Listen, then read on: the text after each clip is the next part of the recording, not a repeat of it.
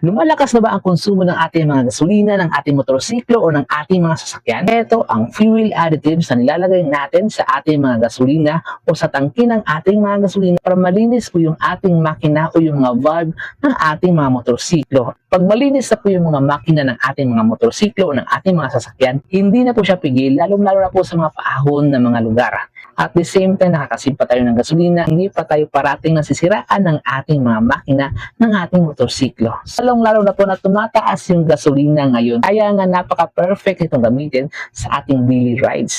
Para sa mga motorsiklo, mga idol, pwede na po ang isang ganito. Before tayo magpagas, ito muna yung ilalagay natin. At sa mga sasakyan, mga idol, pwede na po ang dalawang ganito. Para hindi na po tayo parating nagpapamaintenance ng ating mga sasakyan. Ito na po ang sagot. Fuel additives, nakakasave ka na ng pagpapagawa sa ating motorsiklo o sa ating mga sasakyan. At the same time, nakakasave pa ng gasolina. Kaya ano pang hinihintay natin? I-check out mo na yan.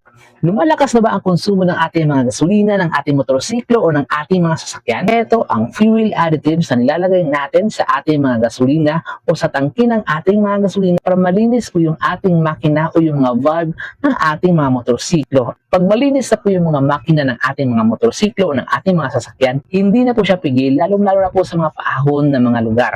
At the same time, nakakasave pa tayo ng gasolina, hindi pa tayo parating nasisiraan ng ating mga makina ng ating motorsiklo. Lalong-lalo na po na tumataas yung gasolina ngayon. Kaya nga napaka-perfect itong gamitin sa ating daily rides. Para sa mga motorsiklo, mga idol, pwede na po ang isang ganito. Before tayo magpagas, ito muna yung ilalagay natin. At sa mga sasakyan, mga idol, pwede na po ang dalawang ganito. Para hindi na po tayo parating nagpapamaintenance ng ating mga sasakyan. Ito na po ang sagot. Fuel additives, nakakasave ka na ng pagpapagawa sa ating motorsiklo o sa ating mga sasakyan. At the same time, nakakasave pa ng gasolina. Kaya ano pang hinihintay natin? I-check out mo na yan.